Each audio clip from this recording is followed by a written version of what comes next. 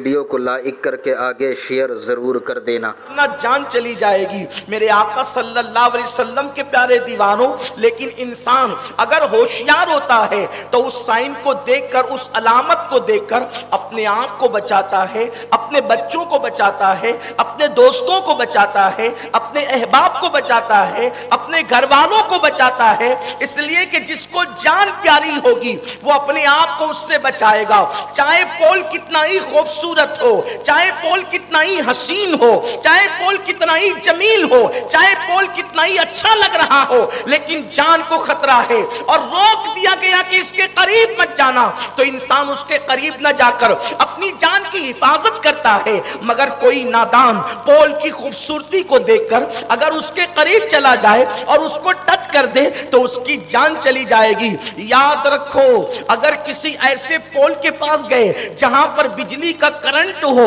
اور آپ کو پہلے سے آگاہ کیا گیا تو آپ کی جان جانے کا خطرہ ہے، لیکن زنا وہ بدترین کرنٹ ہے جس کے قریب جانے سے ایمان جانے کا خطرہ ہے۔ اس لیے کہ اللہ کے حبیب غیب داں نبی صلی اللہ علیہ وآلہ وسلم نے ارشاد فرمایا، میرے اور آپ کے آقا مصطفیٰ جان رحمت صلی اللہ علیہ وآلہ وسلم ارشاد فرماتے ہیں کہ جب کوئی مومن زنا کرتا ہے تو اس وقت اس کے سینے سے ایمان نکل جاتا ہے۔ جس وقت وہ زنا میں مصروف رہتا ہے اس وقت وہ مومن نہیں ہوتا، اس کے پاس ایمان نہیں ہوتا، ایمان اس کے سینے سے نکل جاتا ہے اور چھتری کی طرح سایہ فگن ہو جاتا ہے، اور جب تک وہ زنا میں مصروف رہتا ہے اس وقت تک اس کا سینہ ایمان سے خالی ہوتا ہے۔ اب مسلمانوں، اے ایمان والوں، اپنی جان سے زیادہ ایمان سے پیار کرنے والوں، اپنی جانوں سے زیادہ اسلام سے پیار کرنے والوں، اپنی جانوں سے زیادہ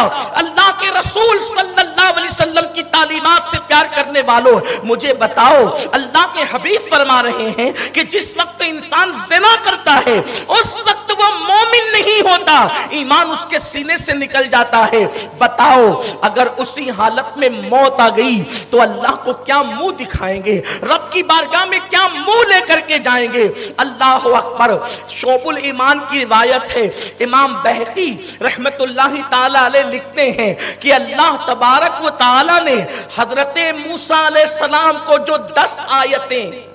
خصوصی ان کے لیے عطا کی، اللہ تعالیٰ نے حضرت موسیٰ علیہ السلام کو جو 10 آیتیں ان کے لیے خاص عطا کی، ان 10 آیتوں میں اللہ نے حضرت موسیٰ علیہ السلام سے مخاطب ہو کر کہا، اے موسیٰ، حدیث پاک کا مفہوم ہے، اے موسیٰ، اگر تم چاہتے ہو کہ میری رحمت تم پر برستی رہے اور میری رحمت میں تم سے نہ روکوں، میری رحمتوں کا نزول تم پر ہوتا رہے، تو 2 چیزیں مت کرنا۔ اگر تم چاہتے ہو کہ ہمیشہ میری رحمت کے سائے میں رہو تو 2 چیزیں مت کرنا، اور اگر تم نے 2 چیزیں کر لی تو میں تم سے بھی اپنی رحمت کو روک لوں گا، میں تم سے بھی اپنی رحمت کو روک لوں گا۔ حالانکہ نبی معصوم ہوتا ہے، نبی گناہ نہیں کرتا، کرتا بھی نہیں، کر بھی نہیں سکتا، اس لیے کہ قدرت اس کی محافظ بن جاتی ہے، قدرت اس کا احاطہ کر لیتی ہے، قدرت اس کی عصمتوں کا تحفظ کر لیتی ہے۔ لیکن جناب موسیٰ کو مخاطب کر کے اپنے دوسرے بندوں کو قدرت یہ پیغام دے رہی ہے کہ جب معصوموں سے اس لہجے میں بات ہوتی ہے تو تم اور ہم کس کھیت کی مولی ہے۔ اللہ نے جناب موسیٰ، وہ موسیٰ جو طور پر خدا سے باتیں کرے، وہ موسیٰ جو خدا کے دیدار کا مطالبہ کرنے کی ہمت کرے، وہ موسیٰ جو رب تبارک و تعالیٰ کی بارگاہ سے توریت حاصل کرے، وہ موسیٰ جس کو خدا کلیم بنائے، وہ موسیٰ جو خدا سے پیاری پیاری باتیں کرے۔ حد تو یہ ہے کہ قدرت خود بلا بلا کر باتیں کرے، من جانب طور الایمن وقربناہ نجیہ، اے موسیٰ اکیلے طور کے دائیں طرف آ تاکہ میں تجھ سے پیار کی باتیں کروں۔ اس موسیٰ سے قدرت کہتی علیہ السلام کہ اے موسیٰ، اگر تو نے 2 کام کر لیا تو میری رحمت تجھ سے بھی رک جائے گی، میں اپنی رحمت کو تجھ سے بھی روک لوں گا۔ حضرت موسیٰ نے پوچھا، اللہ وہ کیا ہے؟ فرمایا، اگر تو زنا کرے اور چوری کرے تو میں تجھ سے بھی اپنی رحمت کو روک لوں گا۔ حالانکہ نبی یہ کام نہیں کر سکتے، اس کام کا تصور بھی نہیں کر سکتے، مگر موسیٰ کو مخاطب کر کے، حضرت موسیٰ علیہ السلام کو مخاطب کر کے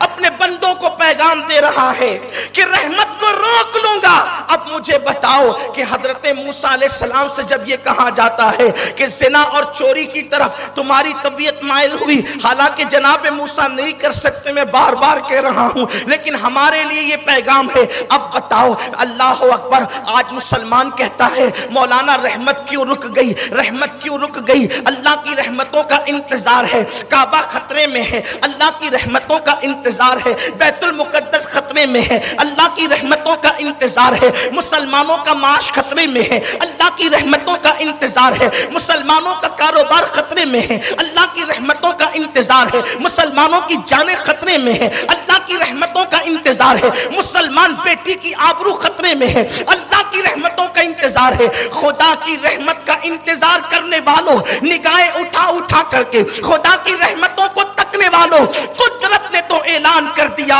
معصوم سے کہا کہ تو بھی زنا اور چوری کرے گا تو اپنی رحمت تجھ سے بھی روک لوں گا۔ آج بتاؤ، کیا مسلمان زنا نہیں کر رہا ہے؟ کیا مسلمان چوری نہیں کر رہا ہے؟ چوری اور زنا مسلمانوں کے اندر کس قدر گھر کر چکی ہے، اب تو مسلمانوں کی مسجدوں سے بھی چوری ہوتی ہے۔ بتاؤ، کیا مسلمانوں کی مسجدوں میں کافر آتے چوری کرنے کے لیے؟ بلکہ تمہاری مسجد کے جو ہے وہ چھوٹے چھوٹے مگ ہوتے ہیں، اس کو بھی زنجیر سے باندھنا پڑتا ہے تاکہ کوئی چرا کر نہ لے جائے، بلکہ پیاؤ پر جہاں پانی پلایا جاتا ہے وہاں کے گلاس بھی زنجیروں سے باندھنے پڑتے ہیں تاکہ یہاں سے لوگ گلاس چرا کر نہ لے جائے۔ جو قوم پیاؤ پر گلاس نہ چھوڑے، جو قوم مسجد کے استنجا خانے کے اندر استنجا کے لوٹے نہ چھوڑے، وہ قوم کس طریقے سے ترقی کر سکتی ہے؟ مسلمانوں، ایک تم ہی تھے، اللہ اکبر، چوری تو دور کی بات ہے، اگر کسی کی گری ہوئی چیز قیمتی دیکھ لیتے تھے